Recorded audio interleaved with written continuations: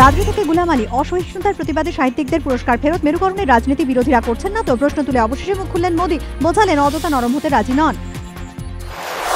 বাড়তে থাকা ধর্মীয় অসহিষ্ণুতায় ক্ষুণ্ণ হচ্ছে দেশের ভাবমূর্তি, দায় নিতে হবে সরকারকে, কার্যকরী পদক্ষেপ নেবেন না প্রধানমন্ত্রী। মোদীর মন্তব্যের সমালোচনায় কংগ্রেস।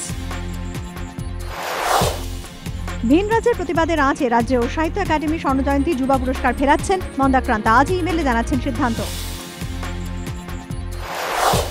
নিউটাউনে নিখোঁজ 3.5 বছরের শিশুর দেহ মিলল বাড়ির পাশে, উদ্ধার বস্তাবন্দি দেহ, কাটা 2টি আঙুল। শিশুটিকে খুন করা হয়েছে, জড়িত আত্মীয়রাই অনুমান পুলিশের। ফের শহরের রাস্তায় ধস, বসে গেল বালিগঞ্জ সার্কুলার রোডের একাংশ, জোড়াতালি দিয়ে কাজ হওয়ার পরেও ধস। উদ্বিগ্ন এলাকার বাসিন্দারা, প্রতিক্রিয়া মেলেনি স্থানীয় কাউন্সিলরের। কালো টাকা কাণ্ডে ইডি ও সিবিআই এর হাতে নয়া তথ্য, হুঁশিয়ারি পণ্য কেনার নামে আফগানিস্তানে পাঠানো হতো কালো টাকা, রাষ্ট্রায়ত্ত ব্যাংকের আধিকারিকদের খুশি করতে দেওয়া হতো চোখ। দ্বিতীয় একদিনের ম্যাচে দক্ষিণ আফ্রিকার বিরুদ্ধে টসে জিতে ব্যাটিং ভারতের ম্যাচ শুরুর আগে ইন্দোরের খাজরানা মন্দিরে পুজো দিলেন রায়না, মোহিত শর্মা, রাহানে সহ 5 ক্রিকেটার। শারদীয়ায় সুরেলা সফর, অ্যানিমেশনের জাদুতে কিশোর কুমার, এস ডি বর্মন, শারদ শ্রদ্ধাঞ্জলি রাত 8টায়।